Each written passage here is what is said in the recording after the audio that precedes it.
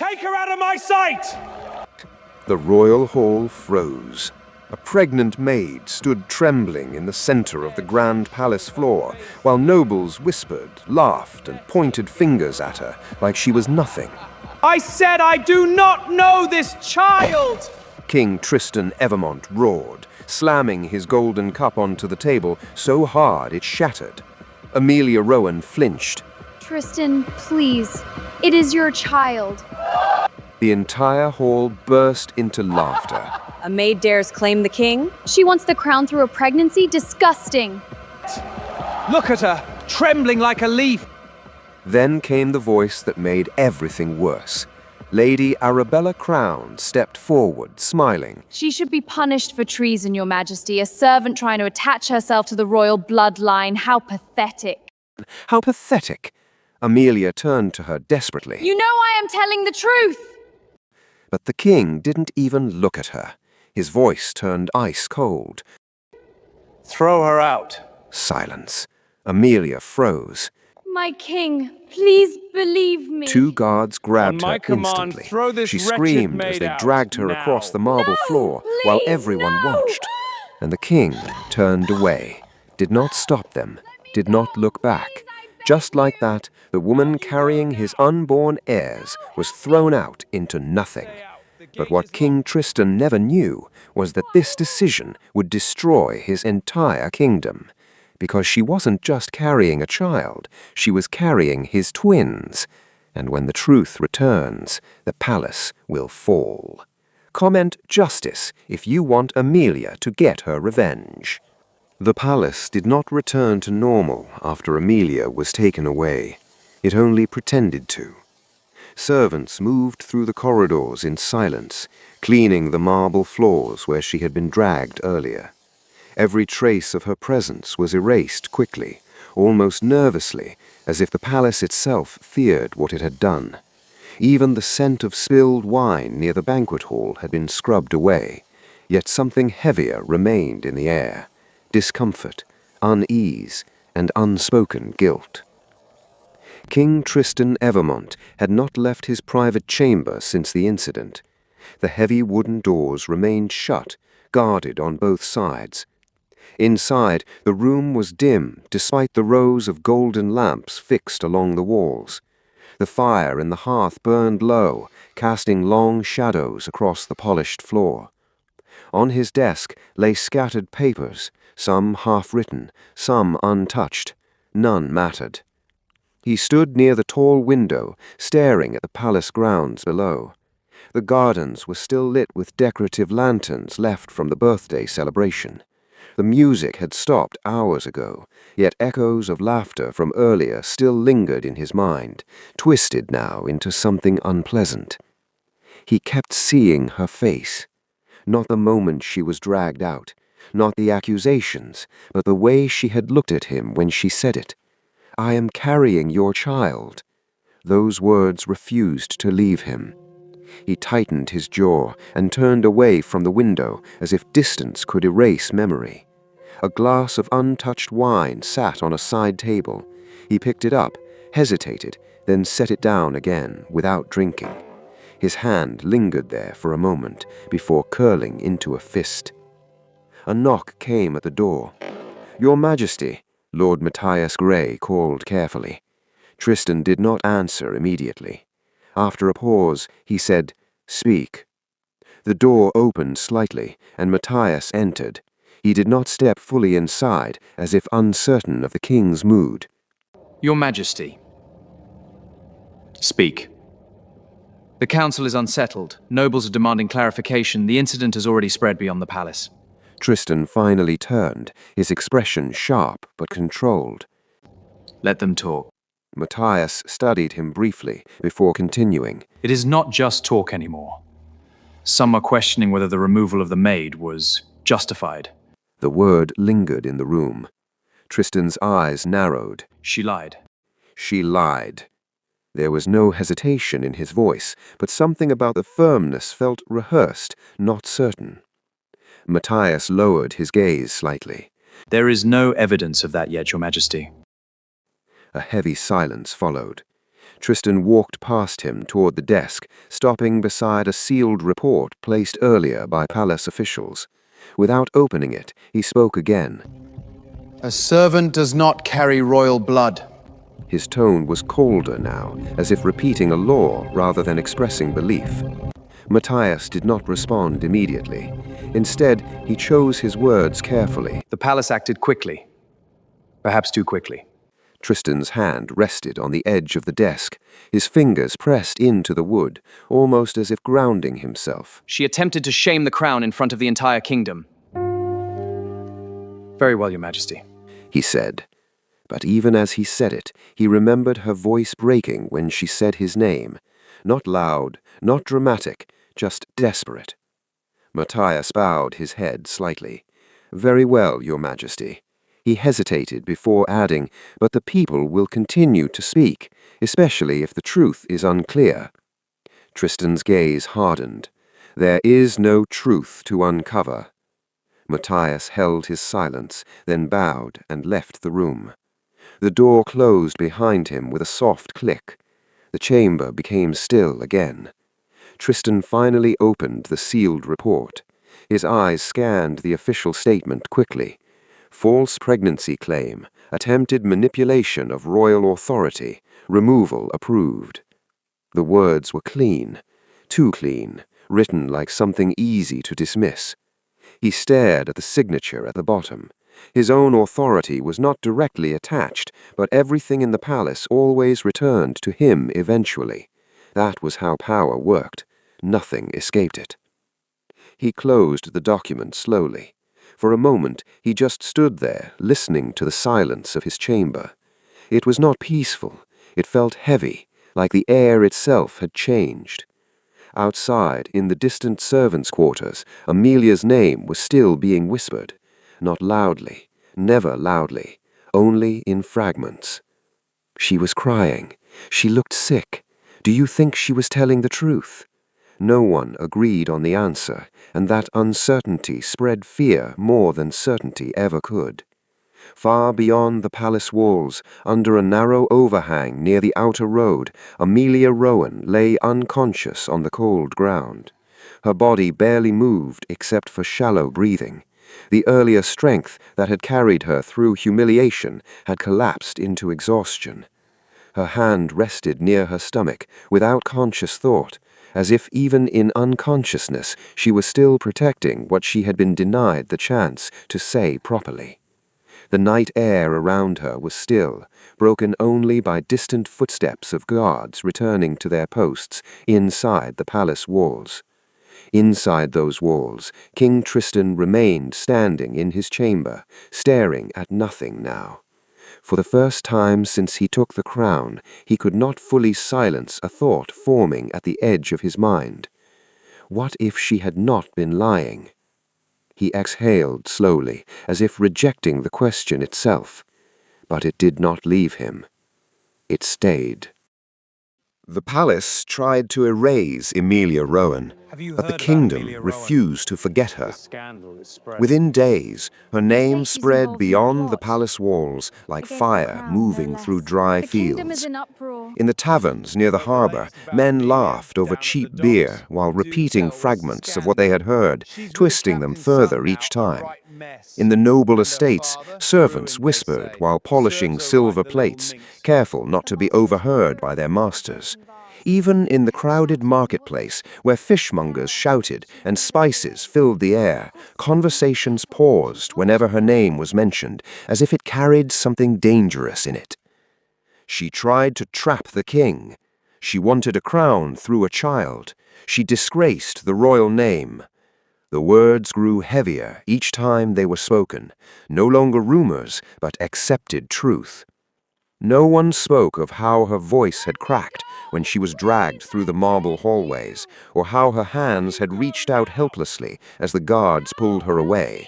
Those details disappeared quickly, buried under louder accusations.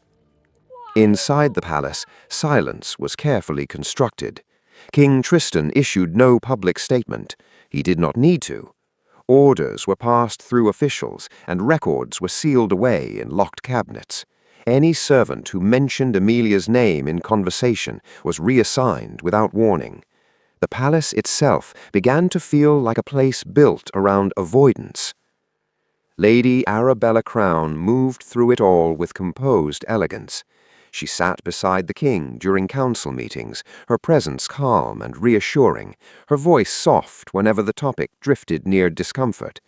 Each time Amelia was mentioned, she would gently redirect the conversation, planting subtle doubt without ever raising suspicion. To those watching, she appeared supportive. To those listening carefully, she was guiding perception. Tristan said little in return. He signed documents, reviewed reports, and approved decisions with steady precision. Yet something in him had shifted. The warmth that once existed in rare private moments had been replaced by controlled distance. Even when he was alone, he avoided lingering thoughts. Instead, he filled his days with structure, as if discipline could silence memory. Amelia Rowan had been alone long before the palace destroyed her. She was orphaned as a little girl after sickness swept through the poor district where her family once lived. With no relatives willing to claim her, she survived by moving from one servant house to another, learning early that kindness in the world rarely lasted. The royal palace had become the only place she had ever called home, even if she was never truly welcomed there. And now, after being cast out by the king himself, she had nowhere left to return to. Far from the palace, Amelia Rowan opened her eyes beneath a damaged wooden roof held together by uneven beams and cloth tied in place to block wind. The shelter was small and unstable, built on the edge of a forgotten path where travelers rarely stopped.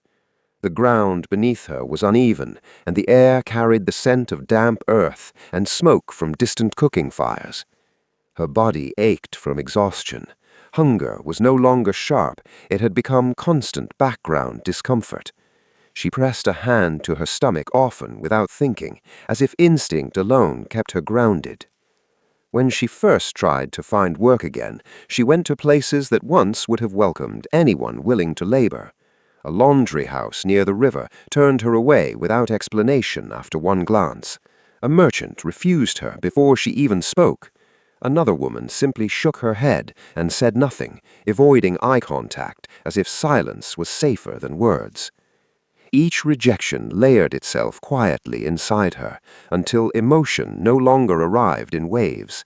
It faded into something flatter, heavier. One evening, after returning from another failed attempt, she sat outside the shelter watching smoke rise from distant chimneys. The city beyond looked alive from afar, but none of it belonged to her anymore. Her eyes stung, but no tears came.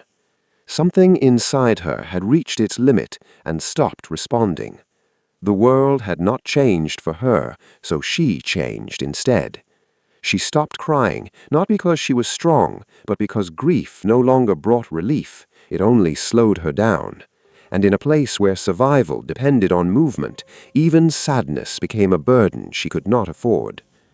That night, as wind pressed through the broken shelter and distant footsteps passed along the road, Amelia pulled her torn shawl tighter around herself. Her breathing steadied in a new rhythm, quieter than before. Not hope, not surrender, something colder forming beneath both. A decision made without words. She would survive. Amelia Rowan disappeared so completely that even the palace records stopped carrying her name. In the weeks that followed her banishment, she stopped introducing herself to people. Names created attention, and attention created questions. Questions were dangerous. She became another quiet woman moving through crowded streets with lowered eyes and worn clothing, someone easily forgotten the moment she passed by. Survival changed her routines first. At dawn, she walked to the river district where washerwomen gathered beside long wooden platforms soaked with soap and dirty water. The work bent her back for hours at a time. Her fingers became raw from scrubbing heavy fabrics belonging to wealthy families who never looked directly at her. The cold water stung her skin until her hands stayed red long after sunset. Some days she carried baskets for market traders instead. The market near the southern gate remained crowded from morning until evening, filled with the smell of smoked meat, crushed herbs, horse sweat, and fresh bread cooling on open shelves. Merchants shouted over each other, while carts rolled through narrow paths lined with vegetables and hanging fabrics from distant regions. Amelia moved silently through all of it. People remembered faces when they smiled or argued. She did neither. At night, she slept wherever exhaustion defeated fear first. Once inside an abandoned storage shed behind a butcher's stall. Another night beneath the stairs of a crowded boarding house where travelers drank until morning. Sometimes she stayed beneath old fishing nets near the docks, wrapped tightly in a torn blanket that barely protected her from the cold. Pregnancy made every task harder with each passing month. There were mornings she woke already tired. Her back hurt constantly now, and hunger returned faster than she could satisfy it. A single bowl of thin vegetable stew often became her only meal for an entire day. Still, she forced herself to continue because stopping frightened her more than pain. Every rejection slowly reshaped her. At first, she still asked politely for work. Later, she simply stood silently, waiting to see whether someone would point toward a task or wave her away. Most waved her away. She stopped expecting kindness. Then one evening, after carrying sacks of grain across the market for almost no pay, Amelia felt the world tilt beneath her feet. The streets blurred around her. She tried reaching the side wall of a nearby building before collapsing, but her knees gave out first. She fell outside a small bakery tucked between two crowded shops near the edge of the lower district. The smell of warm bread drifted through the open window beside her. Fresh rolls cooled on wooden trays inside, while soft yellow light spilled across the cobblestone street. Amelia barely remembered hitting the ground. When she opened her eyes again, she was lying beneath thick blankets near a fireplace. The room was small but warm. Shelves lined the walls, carrying jars of flour, dried herbs, and neatly folded cloth. A pot of soup simmered slowly above the fire, filling the room with the scent of onions and garlic. An older woman sat nearby, peeling potatoes into a bowl, resting on her lap. "You finally woke up," she said calmly. Amelia pushed herself up weakly. Panic flickered across her face immediately. "I'm sorry. I didn't mean to—" "Hush," the woman interrupted gently. "You fainted outside my bakery, that's all." Amelia looked down at the blankets covering her and swallowed hard. "Why are you helping me?" The woman shrugged lightly. "Because you looked hungry." That answer nearly broke her. No suspicion, no cruelty, no questions about the palace scandal that had spread through the kingdom. Just food, just warmth. The woman introduced herself as Martha. She lived alone above the bakery after losing her husband years earlier. She never pushed Amelia to explain her past. In return, Amelia helped clean the kitchen, knead dough in the mornings, and carry baskets downstairs before customers arrived. For the first time since leaving the palace, her days became quieter. Not easy, but bearable. Months later, on a still night deep into winter, the pains began. Martha guided Amelia upstairs to the small bedroom beneath the slanted roof as snow settled silently outside the windows. No doctors came. No palace servants waited nearby with hot water or fine linen. Only Martha's trembling hands and Amelia's determination filled the room. The labor lasted through the night. By dawn, exhaustion had hollowed her completely. Her hair clung to her face, her body shook uncontrollably, and tears mixed with sweat against her skin. Then she heard the first cry, sharp, small, alive. A second cry followed moments later. Martha carefully placed the babies beside her, beneath worn blankets. Amelia stared at them silently at first, almost unable to breathe. 2 boys. Tiny hands, dark hair already visible against soft skin, and when one of them opened his eyes briefly, her chest tightened painfully. They carried Tristan's face. Not fully, but enough. Enough to remind her of everything she had lost. A tear finally slipped down her cheek as she touched one small hand carefully. Not grief this time, something far stronger. Love so overwhelming it frightened her. The palace had thrown her away like she meant nothing, yet here, inside a small room above a bakery, holding two fragile lives against her chest, Amelia realized she still had something the kingdom could never take from her: her sons. Time moved differently inside Evermont Palace. The seasons changed beyond the castle walls, but inside the royal court, every day followed the same rigid order. Messengers arrived before sunrise, carrying reports from distant provinces. Military captains filled the council chambers before noon with maps, complaints, and casualty numbers. By evening, long banquet tables were covered in roasted meat, wine, sugared fruits, and polished silver dishes that few people touched for pleasure anymore. Meals had become part of royal routine rather than enjoyment. King Tristan Evermont sat at the center of it all, with growing distance in his eyes. He worked constantly. If rebellions rose near the northern borders, he sent soldiers. If merchants protested taxes, he tightened enforcement. If noble families complained about unrest spreading through villages, he increased military presence in the streets of the capital. The kingdom obeyed him, but it no longer loved him. People had begun speaking more carefully whenever soldiers passed nearby. Taverns lowered their voices when discussing the crown. Traders complained in whispers about rising costs and stricter inspections at city gates. Tristan noticed the unrest. He simply believed control mattered more than affection. Inside the council chamber, enormous maps covered the oak tables beneath candlelight. Colored markings showed troop movement across the kingdom, while generals argued over supply routes and security measures. Tristan listened with cold patience, making decisions quickly and without hesitation. Lady Arabella Crown remained beside him through nearly every meeting. Elegant and composed, she blended naturally into palace authority now. She spoke calmly when discussions became tense, often steering conversations towards stability, alliances, and the importance of royal image. "The kingdom needs certainty," she said one evening during supper, while servants poured dark red wine into crystal glasses. Several council members quietly agreed. A queen was needed, an heir was needed. The pressure grew stronger each month. Tristan rarely responded directly during those conversations, but he stopped rejecting the idea entirely.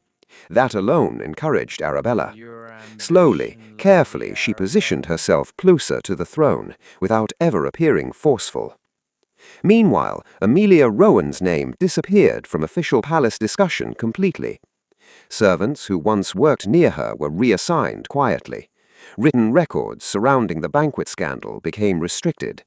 Even guards involved that night were transferred away from central duty. The palace treated her existence like an embarrassing stain scrubbed from expensive fabric.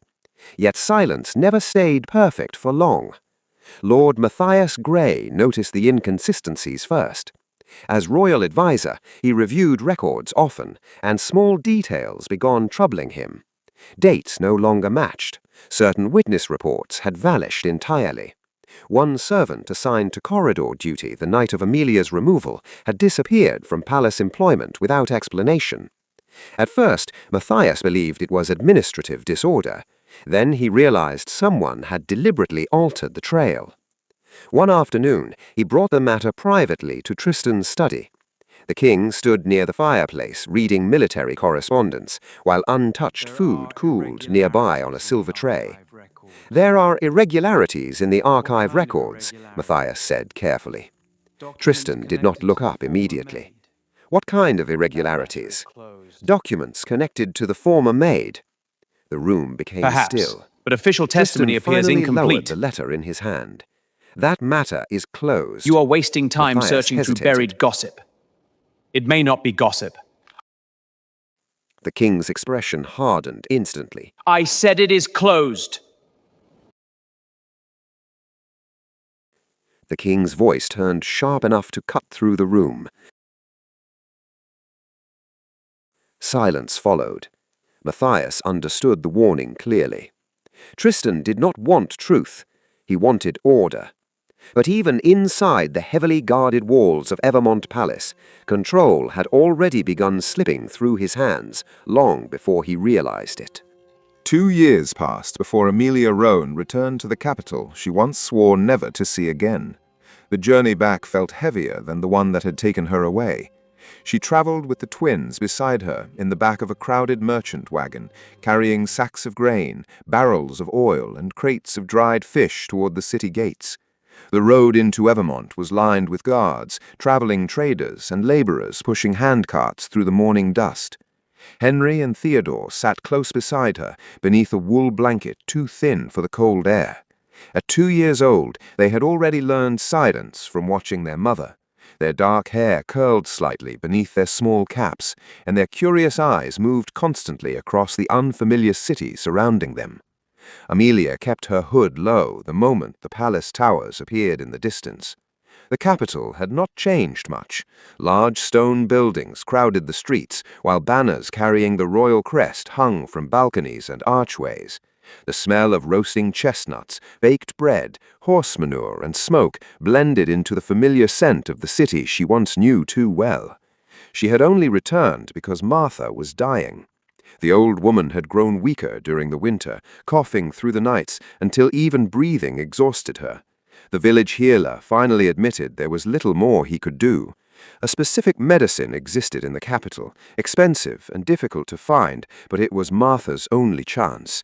So Amelia came back despite the risk, not for herself, for the woman who saved her life. She moved carefully through the marketplace, holding Theodore's hand, while Henry stayed close beside her. The market was crowded with people shouting prices across wooden stalls, stacked with fruit, smoked meat, fabrics, fresh bread, and pottery imported from neighboring kingdoms. Vendors argued loudly, while customers pushed through narrow paths between overflowing tables. Chickens squawked from wicker cages nearby the butcher's stalls, and the smell of warm pastries drifted from nearby ovens. Amelia avoided eye contact with everyone. Her heart tightened each time she saw royal soldiers moving through the streets. She did not belong here anymore. Theodore whispered softly, pointing toward a tray of honey cakes. "Can we have one?" Amelia managed a small smile despite her tension. "Later." They stopped near a medicine cellar, arranging bottles filled with crushed herbs and cloudy liquids across a wooden table. Amelia reached carefully into the small cloth purse hidden beneath her shawl, counting coins slowly. It was barely enough. Then chaos erupted beside them. A heavily loaded produce cart struck the corner of a fruit stall too sharply when turning through the crowded path. The wooden support snapped loudly. Crates tipped sideways instantly, sending apples, pears, and oranges crashing across the stones. People jumped back, shouting in irritation as fruit rolled through the marketplace. Your Theodore startled and let go of Amelia's hand. Before she could catch him, Henry rushed after his brother instinctively. Their caps slipped loose as they moved through the confusion, revealing dark hair beneath the sunlight. A woman nearby froze first, then another. The noise of the marketplace shifted strangely as eyes began turning toward the boys one after another. "They look like the king," whispered someone. "No, that is impossible. Those children." Amelia's blood turned cold. She grabbed both twins immediately, trying to pull them close again, but the damage was already done. People stared openly now. The resemblance was undeniable once seen properly. The sharp jawline, the dark hair, the unmistakable blue eyes carried by generations of Evermont rulers. Whispers spread faster than movement itself. At the far edge of the marketplace, a royal carriage had stopped to allow passing crowds to clear the road. Soldiers stood nearby holding formation, while citizens bowed respectfully. Then the carriage door opened. Tristan Evermont stepped down onto the street. He looked older than Amelia remembered, harder around the eyes. The weight of rule had settled visibly into his face over the years. At first, his attention moved toward the commotion without interest. Then he saw the boys. Everything inside him stopped. The marketplace noise faded into distant blur as his eyes locked onto the children standing beside Amelia Rowan, alive, real, not memory, not imagination. His breath caught painfully in his chest because denial could no longer survive what stood before him. King Tristan did not speak publicly about what happened in the marketplace. No royal announcement followed, no explanation was given to the court or the kingdom. By the next morning, the palace carried on as though nothing unusual had happened, but the silence surrounding the king felt different now, tighter, more fragile. Inside his private study, sleep became difficult. Each night, Tristan sat alone beside the dying fire, untouched meals cooling on silver trays, while documents remained open across his desk. Reports from military commanders, tax disputes from southern provinces, and trade requests from neighboring kingdoms all waited for his attention. Yet his mind drifted elsewhere repeatedly. To the twins. He remembered the exact shade of their eyes, the older boy's guarded expression, the younger one gripping Amelia's hand. Sometimes he saw them so clearly that he stopped hearing the voices around him entirely. Lord Matthias Bray noticed it first. During council meetings, Tristan no longer responded immediately when spoken to. He stared too long at empty spaces. Questions had to be repeated. Even Arabella's carefully timed remarks failed to hold his focus the way they once had. One evening after the council dispersed, Matthias entered the king's study, carrying several thin folders tied with faded ribbon. He said quietly. Tristan leaned back in his chair, exhaustion visible beneath his eyes. And Matthias placed the documents carefully onto the desk. Several payment records were hidden inside the treasury logs. Money was transferred repeatedly to palace servants after the night Amelia Rowan was removed. Tristan's gaze sharpened slowly. By whom?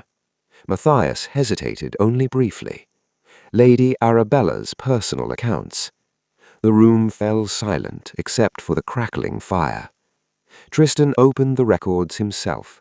Dates, signatures, reassigned duties, dismissed servants, small details that meant little separately now formed something impossible to ignore together.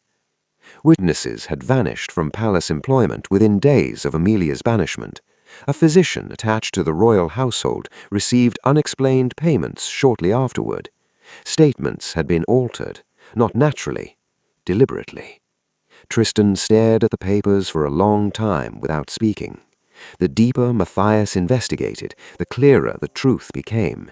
Amelia had not been exposed publicly because evidence condemned her. She had been silenced before evidence could exist. For the first time in years, Tristan felt uncertainty shifting into something heavier. Guilt. Meanwhile, Lady Arabella Crown sensed the distance growing between them. At dinner, she filled the silence herself, discussing noble alliances, while servants carried roasted duck, buttered potatoes, and wine between courses. Her voice remained calm, but beneath the calmness was urgency. The council grows impatient, she told him carefully. The kingdom needs reassurance after the marketplace rumors. Tristan barely touched his food. Arabella studied him closely before continuing. A formal engagement announcement would silence uncertainty. Still, he gave no answer.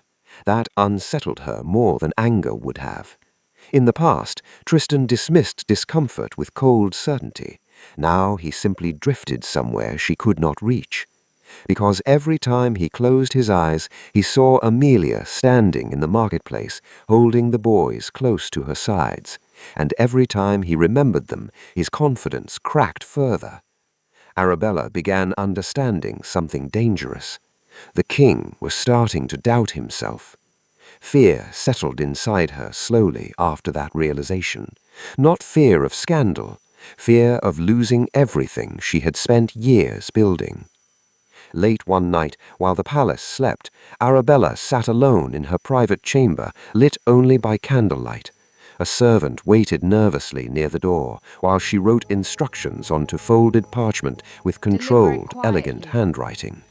When she finished, she sealed the letter with wax and handed it over without hesitation. "Deliver it quietly," she said. The servant swallowed hard. "My lady, are you certain?" Arabella's expression did not change. They should never have returned to the capital. The servant lowered his head and left, and somewhere beyond the palace walls, danger began moving toward Amelia Rowan and her children, not by the king's command, but by fear, desperate to protect itself. The attack began long after midnight. Amelia woke to the sound of hurried footsteps outside Martha's bakery apartment. At first, she thought it was another drunken fight spilling through the lower district streets, but then came the sharp crack of wood breaking downstairs. Her eyes flew open instantly. The room was dark, except for weak firelight glowing from dying coals near the stove. Beside her, Henry and Theodore slept beneath thick blankets, their breathing soft and uneven. Another crash shook the building. Martha struggled upright from her chair near the fireplace, panic already spreading across her tired face.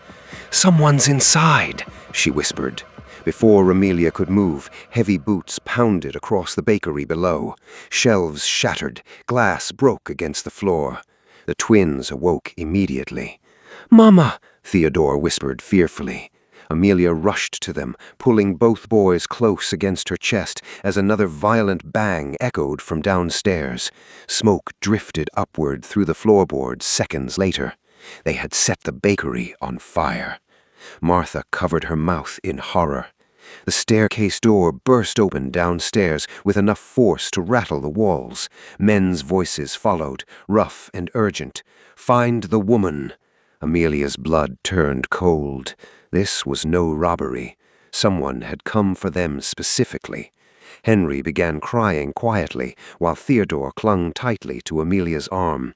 She grabbed blankets around the boys and looked desperately toward the single back window facing the narrow alley behind the bakery. The flames downstairs spread quickly now. Heat crawled upward through the small apartment, while smoke thickened near the ceiling. "Martha, help me," Amelia said breathlessly. The older woman hurried toward the window despite her weak condition. Together, they forced it open against the cold night air just as heavy footsteps reached the staircase outside the room. The door shook violently. Again, then again. Amelia lifted Theodore through the opening first into the alley below before helping Henry climb after him. Martha coughed hard behind them as smoke filled the room thicker now. The door splintered inward. Two masked attackers rushed inside.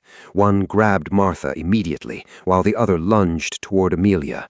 She fought wildly, reaching for anything near her hands. A ceramic bowl struck the attacker's shoulder hard enough to stagger him briefly. "Mama!" Henry screamed from outside. The sound sharpened something desperate inside her. Amelia shoved the man backward and climbed through the window just as flames burst across part of the ceiling behind her. Outside, the alley was chaos. The twins cried against the freezing wind while smoke poured upward into the night sky. Nearby residents shouted from windows as people gathered toward the burning bakery. Then came the sound of horses, fast. Armored riders stormed into the street at full speed, forcing the growing crowd backward. At their front rode King Tristan Evermont himself. The moment he saw the fire, his expression changed completely. Not royal composure, not controlled authority. Fear, real fear. He unmounted before his horse fully stopped moving and pushed through the smoke toward the alley. Soldiers rushed after him, swords already drawn as masked attackers attempting escaping through the street. Steel clashed instantly. For the first time in years, Tristan fought without restraint. He struck one attacker hard enough to send him crashing across the stones before turning on another trying to reach Amelia. Nothing about him looked regal anymore, only furious. The surviving attackers were quickly overwhelmed by royal guards, dragged bleeding into the street beneath torchlight and shouting crowds. Amelia held the twins tightly near the alley wall, coughing from smoke, while Tristan approached them slowly. His coat was stained with ash, and blood marked one sleeve where a blade had grazed him during the fight. He looked directly at the boys first, as if confirming they were alive, then at Amelia. Before either could speak, one captured attacker shouted desperately, while soldiers forced him to the ground. "We were paid." Tristan turned sharply. "By who?" The man hesitated only briefly before fear overcame loyalty. "Lady Arabella!" The street fell silent, except for the crackling fire behind them. Amelia stared in shock, while Tristan stood completely motionless. For a second, something inside him seemed to empty out entirely. Not confusion, not disbelief, recognition. As though pieces he refused to connect finally locked together all at once. The hidden records, the altered documents, the pressure to marry quickly, and now this. Arabella had not protected the crown. She had protected herself. The arrests happened before sunrise. Arabella was dragged from her chambers, still wearing a silk nightrobe beneath a heavy fur cloak, while palace servants watched in stunned silence from the corridors. She demanded to see Tristan repeatedly, but he refused her immediately. The trial lasted 3 days, not because evidence was weak, but because there was so much of it. Witnesses came forward one after another. Servants admitted receiving payment for silence. Treasury officials confirmed hidden transfers. The physician who altered records finally confessed publicly under questioning. Each revelation stripped another layer from the carefully constructed image Arabella spent years building. Yet throughout the proceedings, she never looked ashamed, only angry. When the final verdict was delivered, chains were locked around her wrists before the entire royal court. "You ruined yourself for a servant," she spat at Tristan as guards pulled her away. But Tristan no longer looked at her with affection or trust, only exhaustion. Because standing there inside the crowded courtroom, surrounded by exposed lies and broken truths, he finally understood the full cost of his choices. Arabella had manipulated the kingdom, but he had given her the power to do it, and that realization destroyed him far more completely than betrayal ever could. Amelia did not return to Evermont Palace immediately after the trial ended. She stayed instead in a quiet estate house on the edge of the capital, arranged by Lord Matthias, far from crowded streets and royal attention. The house had once belonged to an elderly noblewoman and carried the faded comfort of a place untouched by politics. Lace curtains hung over tall windows, old books filled wooden shelves, and the scent of dried lavender lingered faintly through the halls. For the first time in years, Henry and Theodore slept in warm beds without fear of being forced to leave before morning. Martha stayed there too, though age and illness had weakened her badly. She spent most afternoons near the garden windows, wrapped in blankets, while the twins played nearby with wooden toy soldiers carved by one of the servants. Amelia moved through those days carefully, as though peace itself still felt unfamiliar. Then Tristan came, not with soldiers, not with royal announcements, alone. The servants let him inside reluctantly, while Amelia stood near the dining room table, arranging bowls of soup for the evening meal. Fresh bread rested nearby, beside roasted vegetables and tea still steaming from silver cups. When she looked up and saw him standing there, her expression did not soften, it tightened. The twins froze immediately. Neither boy moved toward him. Tristan looked different outside the palace. Simpler clothes replaced royal ceremony, though exhaustion still clung heavily to him. There were shadows beneath his eyes that sleep no longer seemed capable of fixing. For several seconds, nobody spoke. Then Amelia placed the spoon down quietly. "You should not be here." Tristan accepted the words without argument. "I know."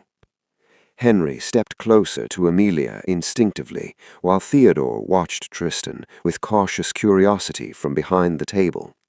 The silence inside the room felt painfully human now, stripped of power and titles. Finally, Tristan spoke again. "You cannot undo what happened," Amelia said before he could continue. Her voice carried no anger anymore, only truth, the kind that remained after grief exhausted itself completely. Tristan lowered his eyes briefly. "I know." And for once he did not try defending himself. No excuses, no explanations, only acceptance. That honesty unsettled Amelia more than denial would have. Over the following weeks, Tristan continued returning quietly. Sometimes he arrived carrying books for the twins, other times sweet pastries from the royal kitchens, or carved animals from palace craftsmen. He never stayed long at first. He simply remained present. The boys reacted differently than Amelia expected. At first, they watched him carefully, trying to understand the strange tension surrounding the man everyone bowed to. Theodore asked questions openly, while Henry remained protective and distant. "Why do people call you king?" Theodore asked one afternoon, sitting cross-legged beside the fireplace, eating slices of buttered bread with berry jam. Tristan sat across from him quietly. "Because the kingdom belongs to my family." Theodore frowned thoughtfully. "Does that mean it belongs to us too?" The question caught Tristan off guard completely. Before he could answer, Henry spoke sharply nearby. "Mama says kingdoms are not important." Amelia looked up from sewing beside the window, surprised by the firmness in his voice. Tristan nodded slowly. "She is right." The answer shifted something small between them. Days turned into weeks, then weeks into months. Tristan never demanded affection from the twins. He did not force authority into their lives or attempt replacing lost time with gifts and promises. He sat with them during meals, read stories beside the fire at night, walked with them through the gardens while Theodore collected flowers and Henry asked guarded questions about horses and swords. Slowly, absence stopped defining him. Presence did. Beyond the estate walls, the kingdom watched the changes carefully. Citizens who once feared Tristan began speaking about him differently after the trial. The image of the cold king had fractured publicly the moment he exposed Arabella instead of protecting the crown from scandal.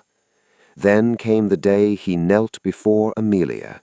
The courtyard outside Evermont Palace filled with nobles, soldiers, servants, and citizens gathered beneath gray autumn skies. Word spread quickly through the capital that the king intended to address the kingdom personally. Amelia stood facing him in a simple dark gown, while the twins remained beside her, holding hands. No music played, no celebration decorated the palace steps. Only silence waited. Then Tristan Evermont lowered himself to one knee before the entire kingdom. Gasps spread instantly through the crowd. Kings did not kneel. Yet he remained there, looking not at the nobles or ministers surrounding them, but at Amelia alone. Not for image, not for power, but because loss had finally taught him what pride never could. Amelia looked at him for a long time without speaking. This man had broken her life once. That truth would never disappear. But neither would the years she spent surviving alone, or the children standing beside her now because she refused to surrender when the world abandoned her. Revenge would not restore those years. Forgiveness would not erase them either. So, Amelia chose something quieter, something harder. Peace. Not because the past deserved it, but because she and her sons deserved a future untouched by endless pain. And slowly, beneath the watching eyes of an entire kingdom, the bleeding finally began to stop.